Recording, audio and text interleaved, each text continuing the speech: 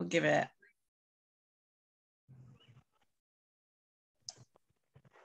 Yes, and as a reminder, the Pathways to Sustainable Invention speaker series will be recorded, and we will be sharing this with our audiences and putting it up on YouTube for others to enjoy after tonight.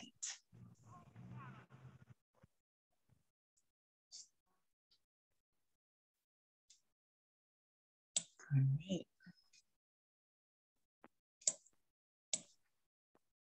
Looking good. I'm going to sneak peek here in the chat. We've got folks tuning in from New York, California. We've got Indiana. We've got some Texas. Oh, this is fantastic.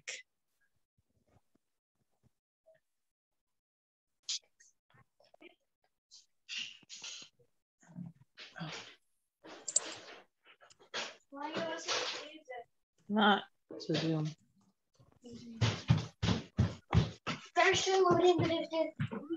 Right.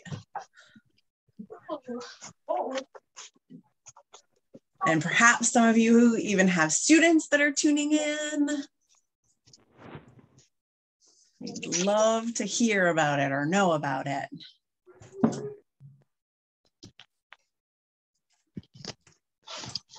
Let's go.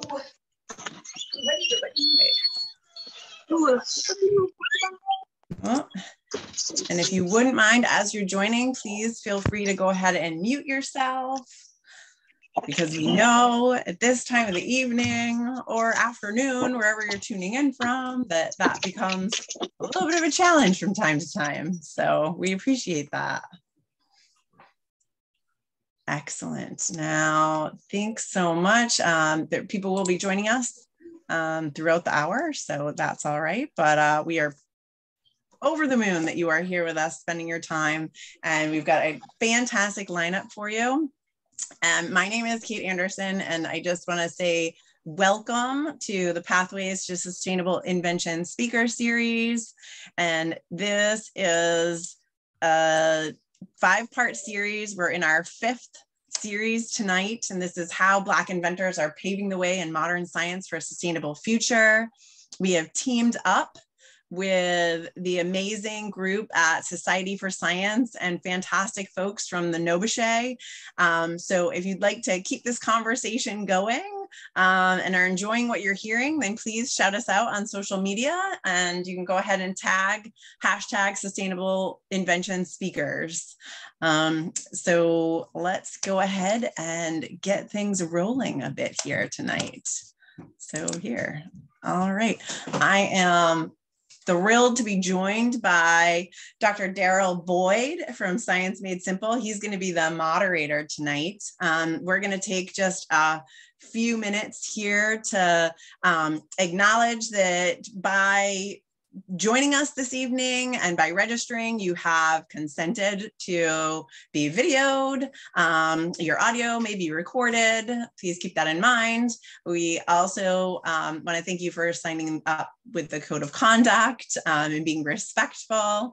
So the way it's going to go is we'll have short introductions from our team of panelists, coupled with a great Q&A. So we'll urge you to please put those comments in the chat box.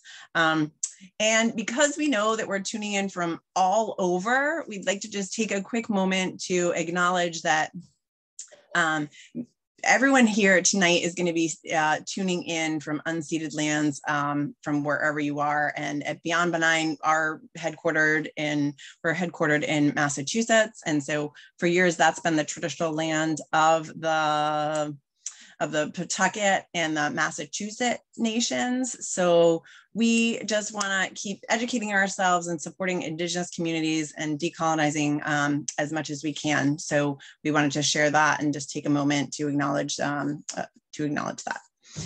That being said, I'm going to pass it over to Dr. Daryl Boyd, who is going to kick off as our moderator for the evening. Let me do a very quick introduction of Daryl before I do that. So Dr. Daryl Boyd is a chemist at the U.S. Naval Lab developing novel infrared transmitting optical polymers. He is the co-founder of Science Made Simple LLC and known as Dr. Boyd the Chemist. And you can enjoy many of his videos online on his YouTube channel. He's the winner of Nobuche's Lloyd Ferguson Young Science Award in 2016. And in 2018, he was selected in CNE News's Talented 12. So we are thrilled that Daryl is going to help us out by moderating, and I'm going to pass it over to him. Well, thank you, Kate, for the kind introduction. And I do just want to remind all of the attendees tonight to mute yourself. And if you have questions, you can put them in the chat. Again, I'm Dr. Daryl Boyd, also known as Dr. Boyd the Chemist, and I'm really excited to be moderating tonight's session. And we have a wonderful session. The session is entitled How Black Inventors Are Transforming Food Science. And we have three wonderful panelists that I'll be introducing in just a moment. But I do just want you to know that this is a very free-flowing discussion, and the panelists will explain further about their journey and who they are.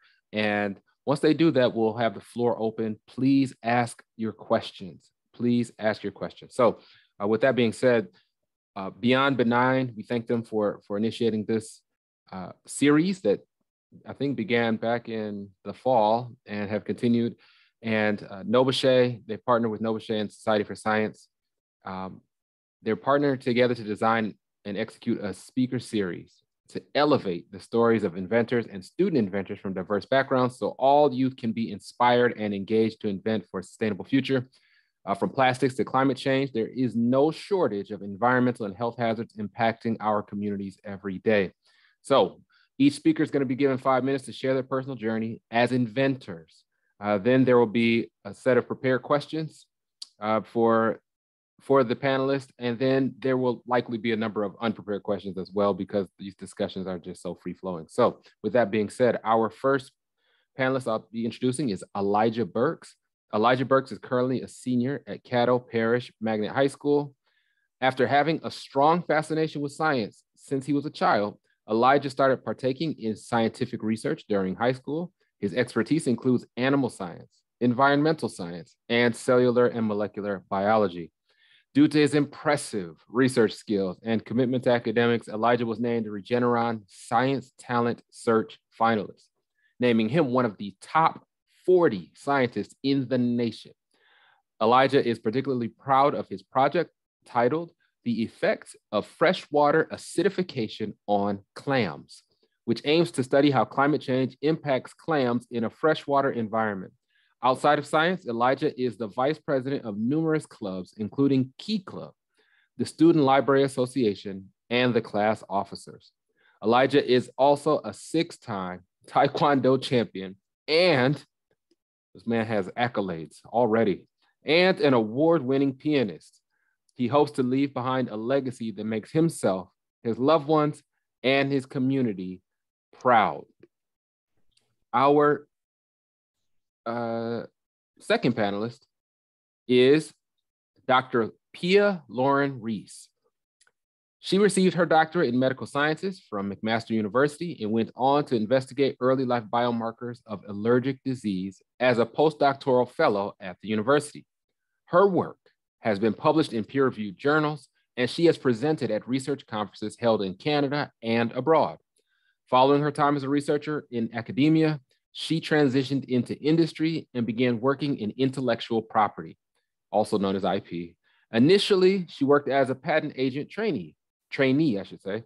In 2019, she became a registered patent agent in Canada and the United States, working in the areas of patent application filing, drafting, prosecution, and opinion work. She has a technical background in specialized areas of life sciences and medicine, including food sciences, biochemistry, and diagnostics. Pia is also active in the international IP space as a current member of AUTM and IPO. plus locally in the life science communities in Ontario, including lecturing at Ryerson University in Toronto. Our third panelist is Dr. George Burks Jr., holding an earned PhD from the University of Arizona in wildlife and fisheries. Dr. George B. Burks Jr. is the founder, president, and CEO of Next Horizon LLC, an ag tech or agricultural technology company. Their mission is for everyone to eat well. His expertise includes sustainability, integrated aquaculture and agriculture, urban planning, education and diversity, equity and inclusion. Appointed by Arizona's governor, he was the first executive director of the Arizona Commission on African American Affairs. Later, appointed by the mayor, he was vice chair for the writing of Phoenix, Arizona's general plan, America's 5th largest city. He was a member of the board of directors for the Central Arizona Project, who supplies half of the water in Central Arizona, and was a member of the Arizona Black Chamber of Commerce's board.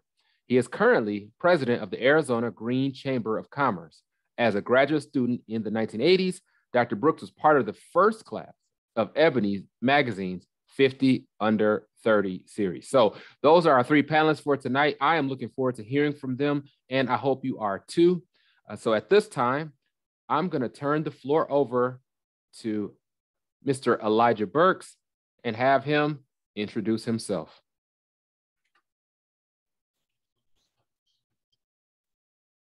Hello, everybody. My name is Elijah Burks.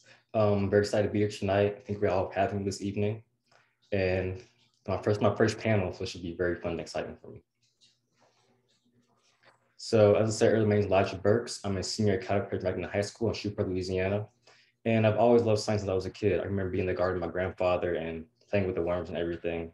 And I from love of science, some cool science fair projects I'm proud of.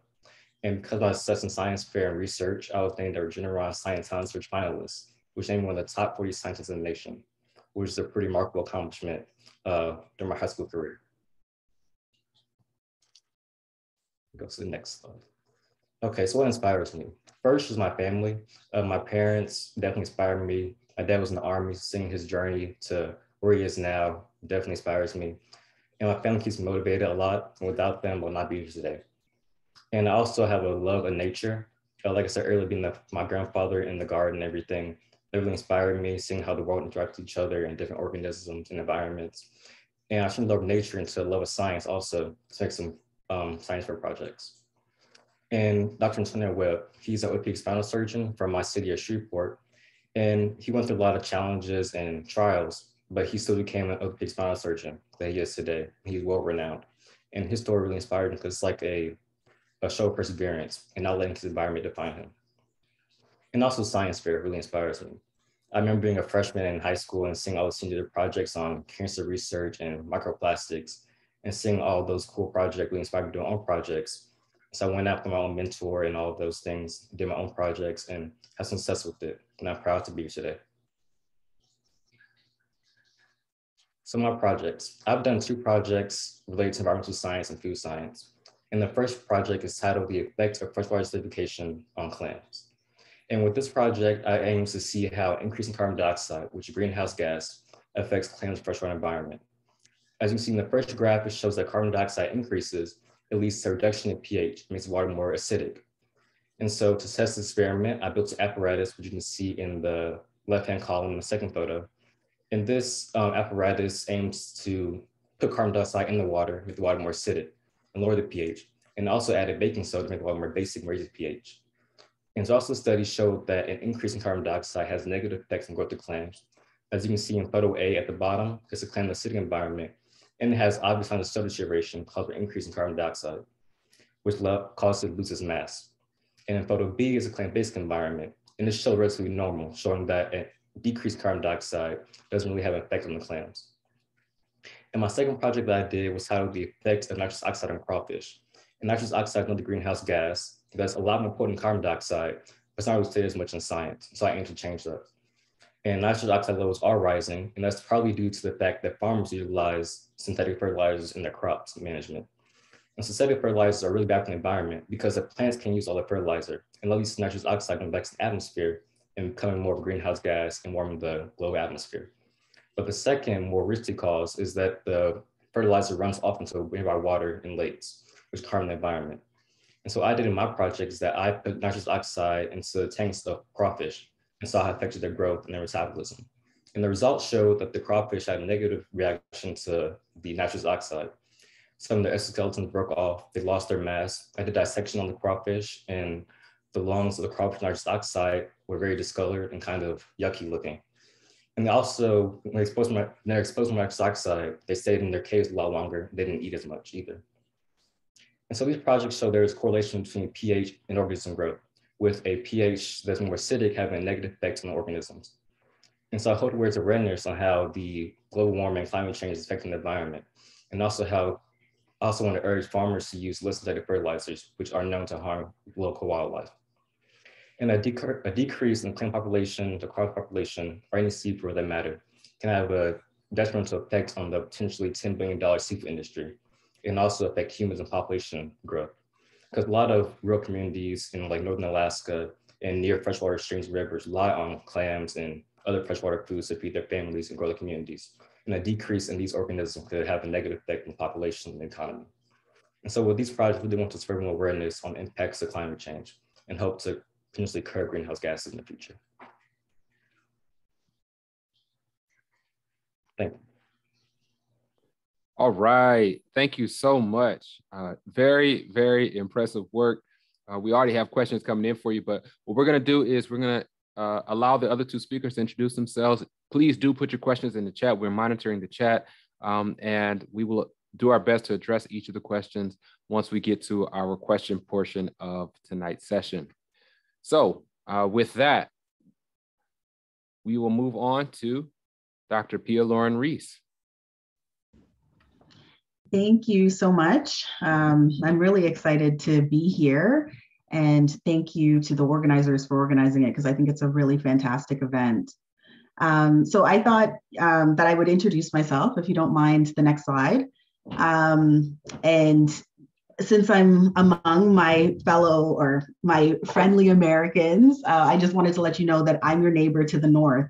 But even though you know, you guys may not know a lot about Canada, there is a lot of great stuff that comes from Canada.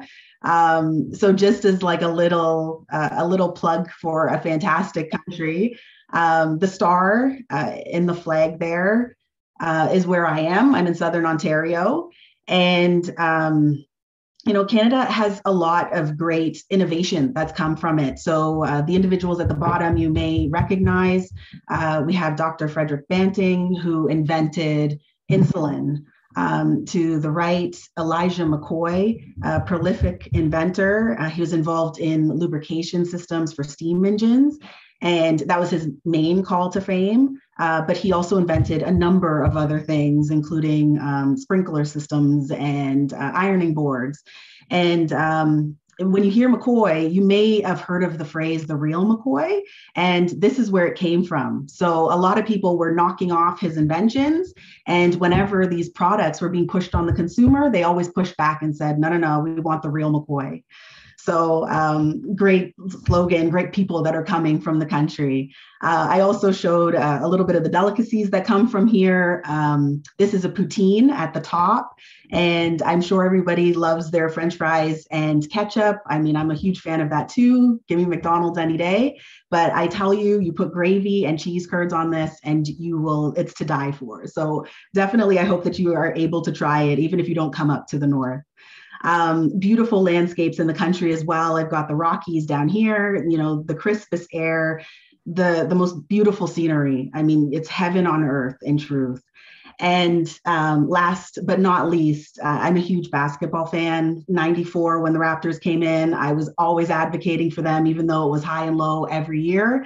And 2019, they finally did it and made our country even more proud than we always have been to be the 2019 world champions in the NBA. So a lot of great things coming from Canada. If you don't mind, next slide.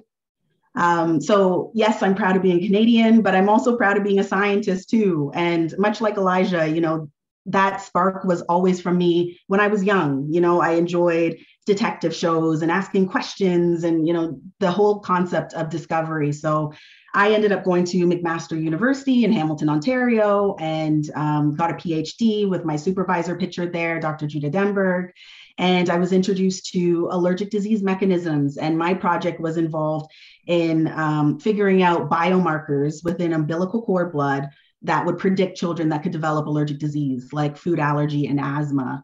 So I've definitely been wearing a scientist hat forever. And I mean, to this, even now with what I do, I still wear the scientist hat, but I'm just removed from the lab.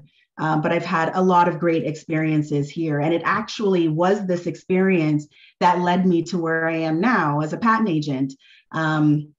So when I had to decide what I wanted to do in the future, I knew for me, just personally, academia probably wasn't necessarily where my heart lied. But I didn't necessarily want to throw away science education and being in the mix with science. And when I was a trainee in the research lab, I attended a seminar. There was a patent agent and they were speaking about intellectual property, and it really sparked me. So when my contracts were ending at McMaster, and so my academic term, I was doing some Google searching and came across an ad for a patent agent trainee position, and I applied and got it. So if you'll go to the next slide. So I work with Aird Burles, Aird McBurney. Aird McBurney is a subsidiary of Aird Burles, which is a business law firm. And as a patent agent, I am a liaison between our clients and the patent offices. So I work directly with the Canadian Intellectual Property Office and the USPTO.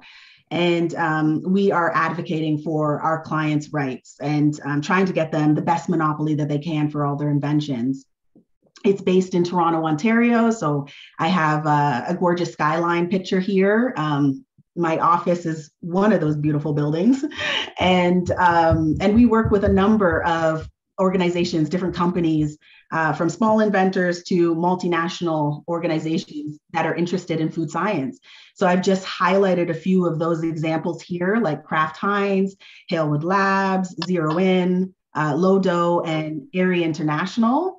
And they work with anything from bakery products to energy drinks and dairy compositions and sugar substitutes. So I've seen a plethora of different food compositions, and I'm happy to talk about my past. So anything that you want to know, past and present, I'm happy to explore with you. So please, for sure, feel free to put some questions in the box. All right. Thank you so much, Pia. Very interesting. Let us now move on to our third and final panelist, Dr. George Burks Jr. Please introduce yourself. Hello, everyone. I'm George Burks. I am a native of Phoenix, Arizona, which is kind of unusual. We have folks native to Arizona, but yes, we do exist. So let me tell you about my journey to be an inventor. I really don't know when it started. Perhaps I was simply born to it. My father was a civil rights leader, a pastor. We have this great picture of him and Martin Luther King. And my mother was a hidden figure scientist. They were not all in aerospace like the movie said. They were all over the place. And she happened to be in medicine. There is a very nasty disease here in Arizona called valley fever. And they still don't have a cure for it, but it was causing all kind of heck back in the 1950s. And she was the first one to figure out how to grow it in the laboratory. And in order to do that, she had to emulate the entire human body literally with the resources she had in 1953, which is quite amazing. She left that profession because the biocontrols back then, which was basically a pipette with a small piece of cotton in it, they would shut the building down today. And so she did not want to bring it home to her bouncing baby boy in 1955. But ever since then, my parents had this desire to use whatever they had to help people. My mother as a scientist, when she became a science teacher, a botanist, and she did quite well. She passed recently, and I do miss her. And my father as a pastor, he was one of the people who found it a really interesting thing. I believe his doctoral thesis was about an organization that he thought would be really good to have at his church, where kids couldn't get fed and they weren't ready for kindergarten. He took it to Washington, D.C., got friends to follow him, and it became what we now call Head Start. How many of us went to that? So as a child, when my parents would go to the beach in California, I would always manage to bring something home alive. I would figure out how to accomplish that task, whatever it took. And I still do that today on occasion. But I had an interest later in food, and how could I know I wanted to be a marine biologist. I did get a degree in marine biology, but how could I use marine food to help people in my state? And my mother introduced me to aquatic agriculture, and that took off after that. And I was focused on making the most. In fact, there is a scientist whose pathway I followed. I found out by pure accident.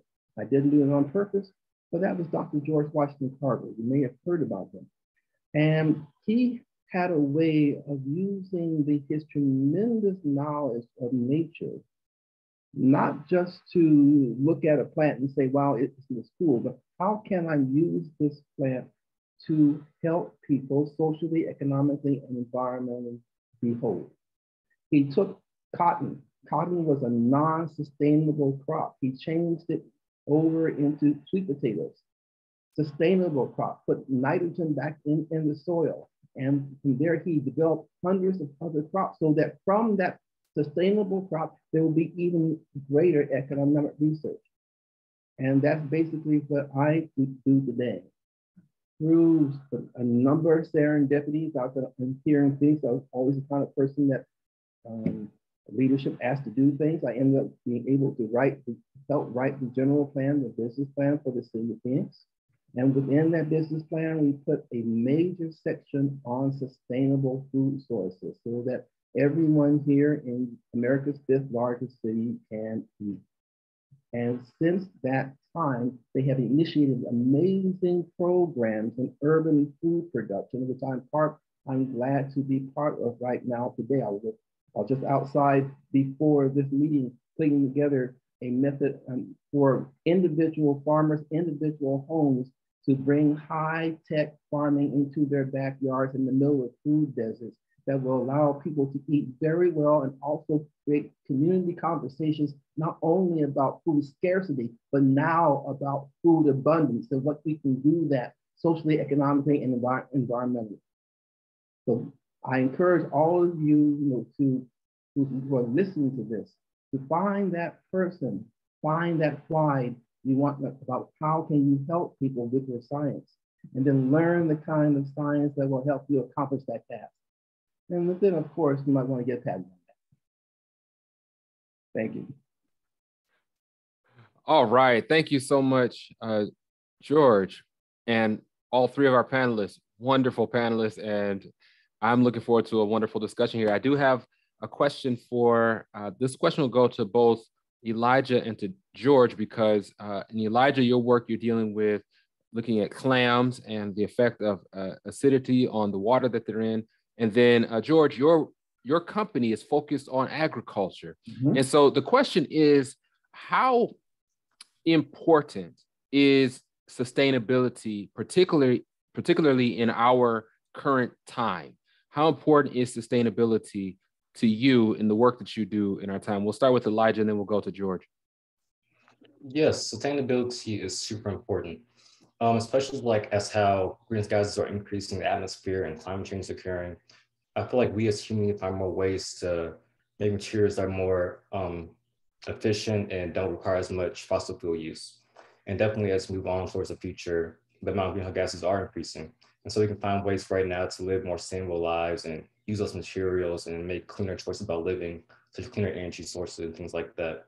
That would definitely help us be more sustainable. Yes, George, go ahead. Okay, hey, first let's define sustainability, because we as scientists have done an awful job as far as letting the public know what the heck this word means, and it actually doesn't mean anything different than it did 100 years ago. It means the ability to last for the long term. All this other stuff we do is how we get to that point. And that makes it so much easier to understand. And so for me, from my point, agriculture is one of the greatest contributors to greenhouse gases there is. And not just greenhouse gases, but as far as the pollution, non-point pollution into the waters, nitrogen, non-point sources, dead zones. Agriculture does all of that. So if we are going to support, what is it, 9 billion people they're projecting now in the near future when this young man here is going to be my age, we have to find better ways of growing food that it doesn't choke us before we can eat it, so that the oceans can be harvested sustainably. We have to use aquaculture as a possibility of growing food on land, growing fish on land. If you're not going to, if you're going to try to recover the oceans as they are. I have the pleasure of chairing the Arizona Green Chamber of Commerce. And my focus as president is to make sure that our organization is the vanguard of the new economy, that our businesses are those businesses that are going to supply the sustainable solutions that all of us will need in the near future.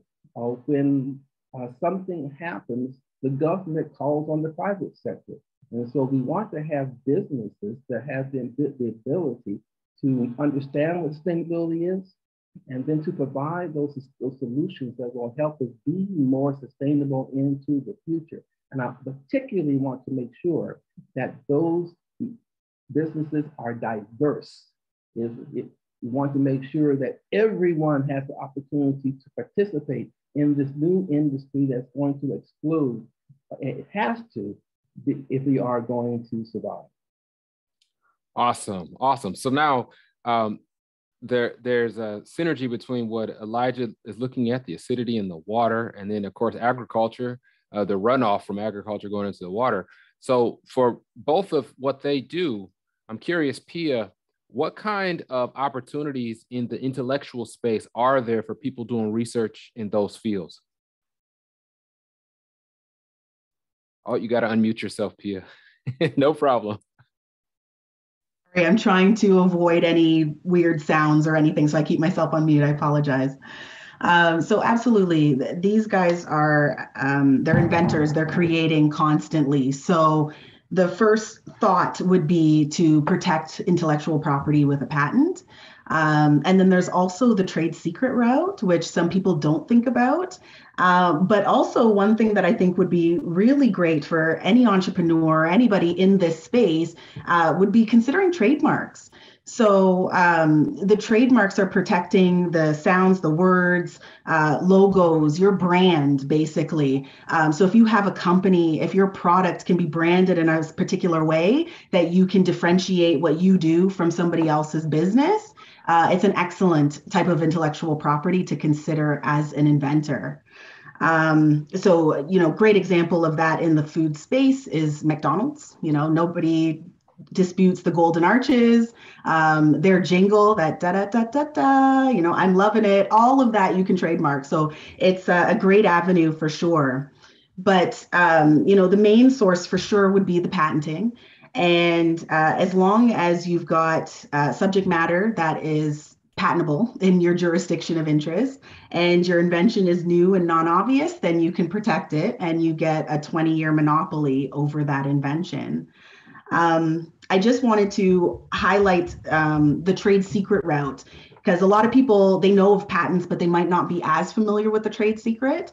And it is one of those gems where if your invention cannot be reverse engineered, trade secret is a great way to go. And a great example of trade secrets in the food space is KFC and Coca-Cola. Decades upon decades upon decades, nobody knows what those 11 herbs and spices are. Nobody knows what that Coca-Cola formula is. So if you have something that you can put in the public domain and assert a monopoly, as well as and assert a monopoly, but nobody can figure out what it is that you're doing, then going the trade secret route is an excellent form of protection. Awesome. I'm curious, Elijah, have you for the problem that you researched, have you considered a device at all that could change the acidity in the water that would be beneficial to the clams, or something like that, a process or a device that would benefit the clams? I have thought about that, but the most that I read about, well, my project, I changed the acidity using baking soda, which really isn't the most environmentally friendly method to use to change the acidity, especially like on large scale things such as the freshwater environment. Can we just pour in baking soda into the water of fish and other animals? But I read about using certain enzymes like bacteria and things like that that can actually help reduce carbon sinks in water. And that's one potential method to reduce amount of carbon dioxide that's in water. Awesome. Yes, Yeah. George, go ahead. Two quick things, Elijah. Another way to go that is possibly tangible is to change the organism. We can't, it's hard to change the environment, but right now they're looking for bivalves, both oysters and clams, that are more pH tolerant, Yes. and can reproduce at lower pH levels. So that's something else you might want to consider.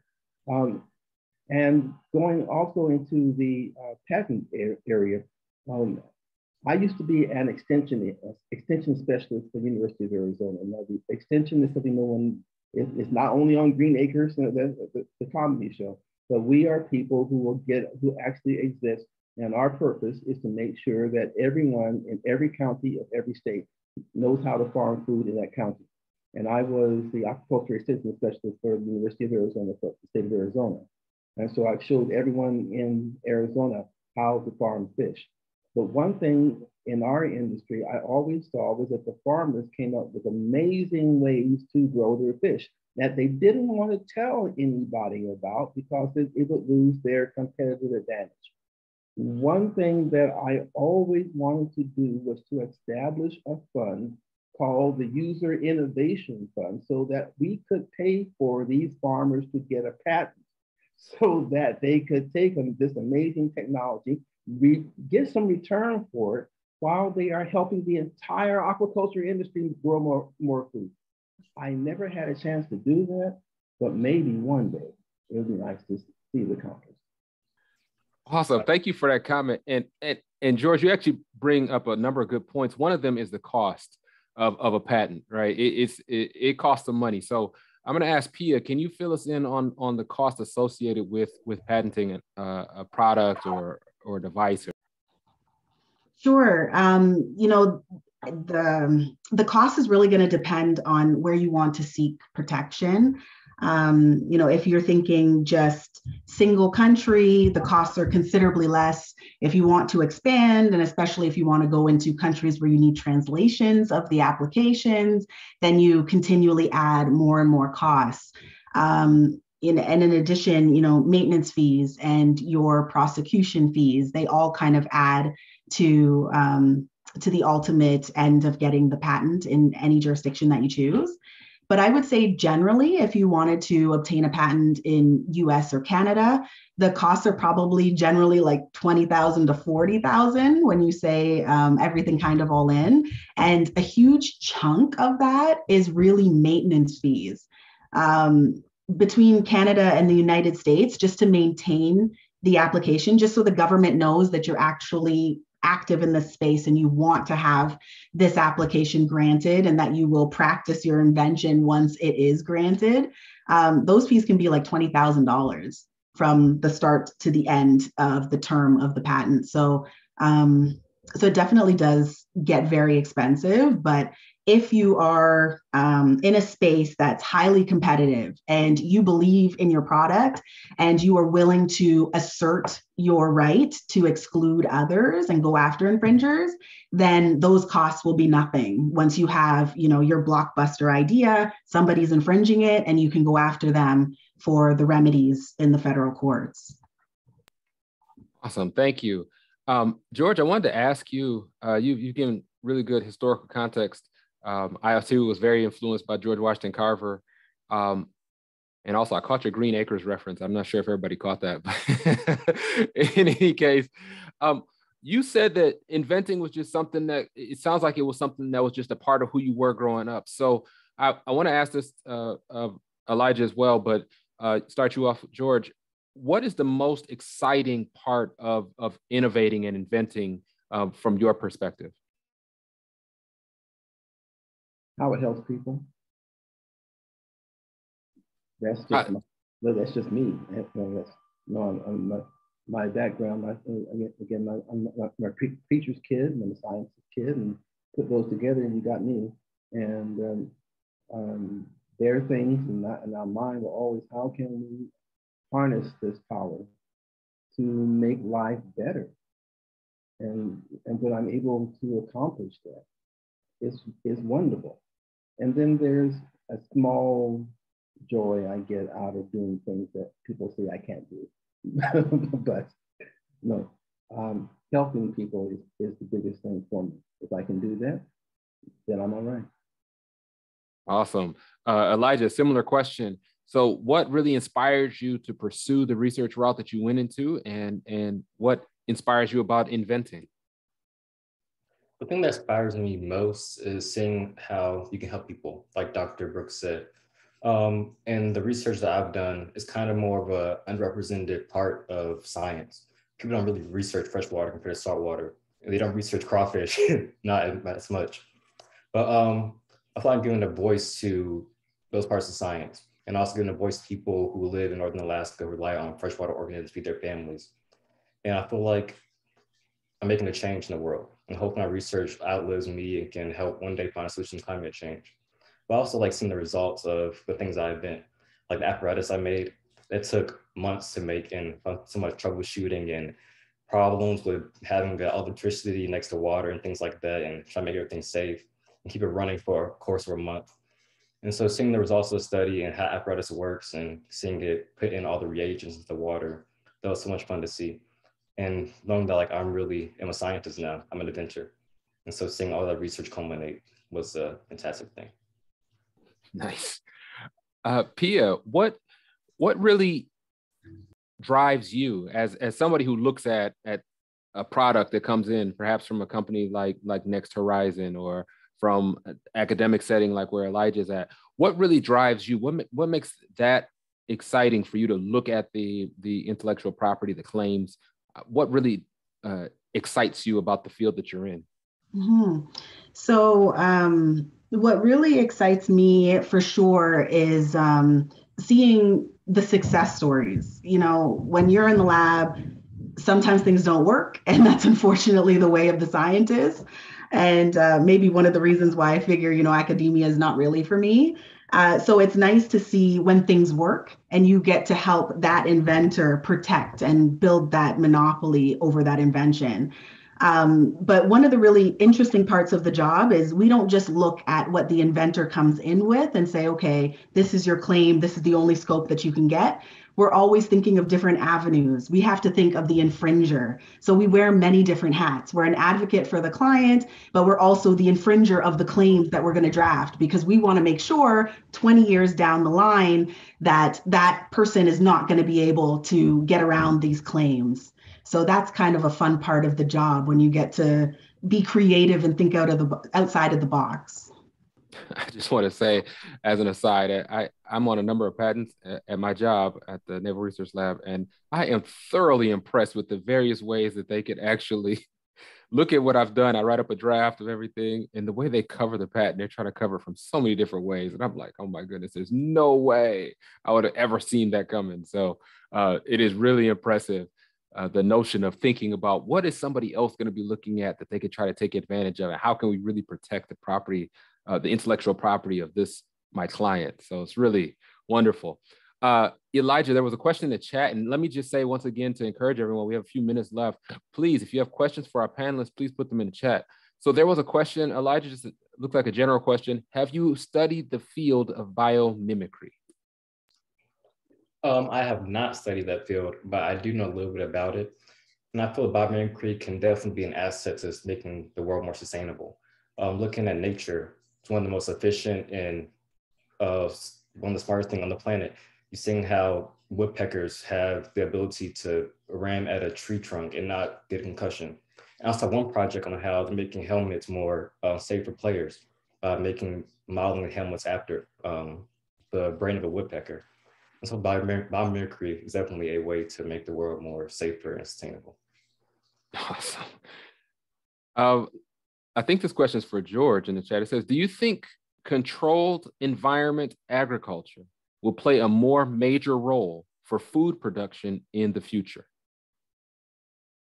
CEA will play a major role, but it's not the only role. CEA has its places, but there are also other methods of agriculture that will continue to have this place as well. Now, for those of you who are not familiar with it, CEA is the process of where you are growing large amounts of food inside of controlled structures where you control the environment. That could be a greenhouse, or it could be that big box supermarket, the big box building in your city that the factory went out of business and you are now filling it full of lights and growing tomatoes. And CEA is becoming, vertical farms are very popular. And they're also providing jobs, particularly when they are put in underserved areas. But the nature of CEA, and because it is a capital intensive business, is that the food that it produces has a fairly narrow range. And that has its place, and they're going to do very well. You also have to look at how can you apply these same high yield technologies in a low cost manner across a wider part of society, so that areas in food deserts can grow their food in the same manner that a CEA farm at a much lower cost, and also be able not just to grow lettuce, but also collard greens. And this is actually what we're working on right now today here in the city of Phoenix, how we can bring these high yield, low cost technologies across our food deserts, so that the people in these areas can now have abundant food, and also ownership of the food source, not just the big CEA farm nearby. Again, I have nothing against the CEA, but I'm looking at a broader picture here that provides more equity as far as the application of the science. Great answer. I see in the chat, I think this one's for you, Pia. How tricky is it to work with patents that come out of research in a college setting? I guess the major challenge with that type of research is one of the distinctions in the field, actually. So when you're in academia, everything is about publish or perish. When you're in the patent and intellectual field, it's publish and perish. So the or changed to an and. And that's one thing that is a little difficult to work with inventors, because they're just or academics, sorry, that are inventors. They just constantly want to publish because they need the grants and it's about their exposure, et cetera. So kind of calming down those fires can be a bit of an issue. But generally, as long as they know something's coming up, they've either got a conference or they've got a journal publication that's going to go to press, as long as they can inform us with a decent amount of time. I mean, if it has to be a day, it's a day, but, just so we can get something on file to protect them, because we want to make sure that any country that has an absolute novelty issue where you disclose anything, now you can't get a patent filed, we want to avoid that situation. So at least getting like a US provisional based on that subject matter, and then they can go to town with their publications and disclosures. Yeah, excellent advice. I've learned that the hard way. So George, you're actually in a city that is, and thinking about the concept in context with the environment and even our forum tonight, you are in Phoenix, Arizona, which is out where it's real dry out there. And there's been quite a drought out in the West for a long time. And water, I know at times has been restricted by municipalities in Arizona. Like you can only put out water certain days of the week, or only so much water, that kind of thing. So what do you see as a solution to the lack of water out in an area like where you are? If Now, I could say if I had that answer, I'd be rich, but I'm not. But water is the #1 concern here in Phoenix. Half of our water comes from the Colorado River, and it's pumped 3,000 feet uphill, literally, from the Colorado to get to Tucson. As far as the elevation, it's all uphill. Very expensive canal system. And because of the drought that's being exacerbated by climate change, the Colorado River no longer reaches the sea. It hasn't reached the sea since 1993, which has caused amazing economic damage down in Mexico because of all of the fisheries that depend on the Colorado River Delta to be the nursery for the species that they harvest. And now, when they allocated the water between Arizona, Nevada, Colorado, California, etc., they allocated that water at a high point in water flow. Now we're at a low flow, and we are now actually in that official drought. It has been called, and now we're about to go back into those water use regulations in the very near future. Arizona, because we're a junior water user, we're going to lose part of our water first. And then there's really, don't know how far this is going to go, but as being a member of the water board at times, I've seen some very ugly things happen in those meetings. I've sometimes wonder, like, why am I here?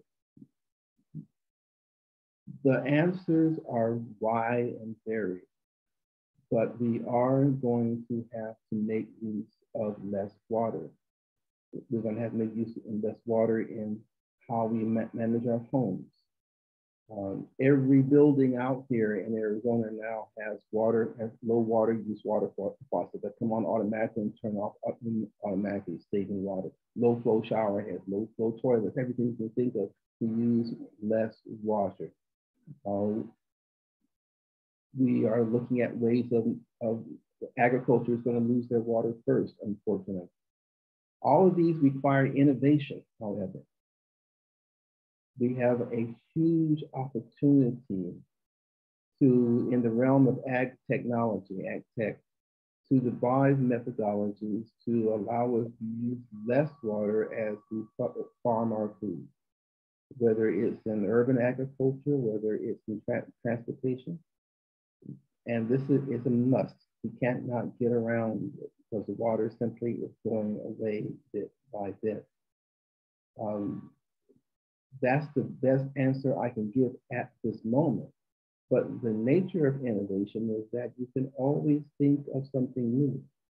But I want to add one last thing. Solution-based innovation is one of those areas where there's great economic opportunity to those who create those resources. And it is extremely important to me that a diversity of people are involved in the creation and then understand how they have that information protected so that it continues to be of benefit to their families and community. And that's been the case in the past, and that didn't happen. Even the great Dr. George Washington Carver didn't patent anything.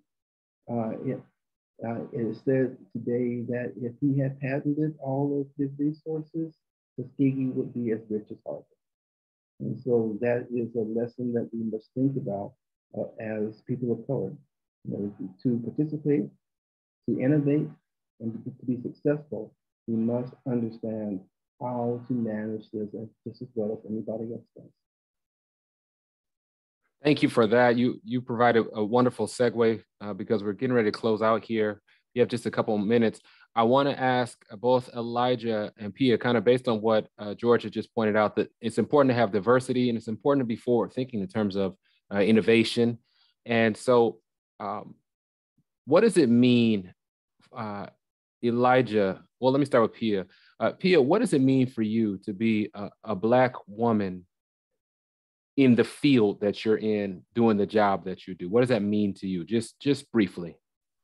No, for sure. For me, it means opportunity, opportunity for others, more importantly.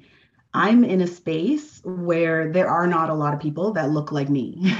I actually was reading an article and they said that for the top 16 law firms in Toronto, 1% of the partners are Black. So this is 35 individuals and about 4,000 non-Black individuals. So it's a tough market out there, but once you have individuals that are making their way in this area and they're willing to help others come up, which I absolutely am, once I get to the heights that I'm trying to get to, it's absolutely an opportunity. It's a paving the way forward and bringing other people up with you because strength is in numbers. So I think it's great that there are people like myself that are here and that want to make that change and see difference in the future.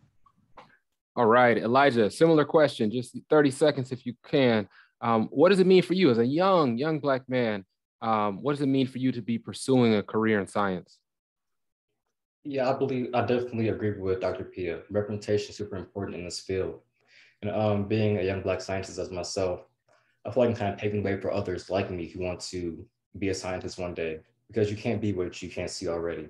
And so hopefully I can be like the kind of person who inspires others and wants them to pursue dreams that they didn't know they could pursue. And definitely to know that science doesn't care about your background or who you are, but you can definitely be a scientist too, no matter where you come from. And hopefully one day I can mentor others and inspire them also. Right. This young man, I'm impressed. Didn't he carry himself like a grown professional? All right. So with that, do thank our panelists, Dr. George Burks, Dr. Pia Lauren Reese, and Mr. Elijah Burks. Wonderful panel. I love the diversity here. We have a very well accomplished elder statesman in Dr. Burks, and we have this young aspiring scientist, Mr. Elijah Burks. And then we have this wonderful Black lady, Pia, doing it in a space where she is rare. So with that, I also do want to just close out by thanking Beyond Benign for setting up this forum, along with Novashay, as well as along with Society for Science. So thank you all for helping to put this session together. You've been wonderful, and I'll turn it back over to Kate. Thanks so much. Really, final words. I mean, those were so powerful from all of you. And thank you for being role models. Thank you for elevating voices and being the amazing humans that you are.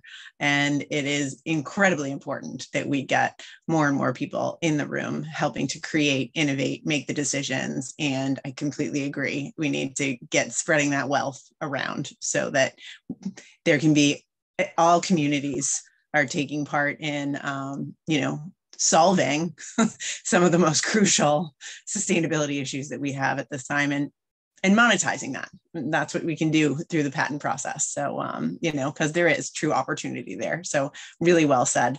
And really in closing, we just want to thank the Lemelson Foundation for making this all possible and funding this program. And for those of you who have tuned in, please be sure to go to our YouTube channels for Beyond Benign, Novashay, and Society for Science, where you can see all of the recordings. And we thank you very much and have a fantastic evening.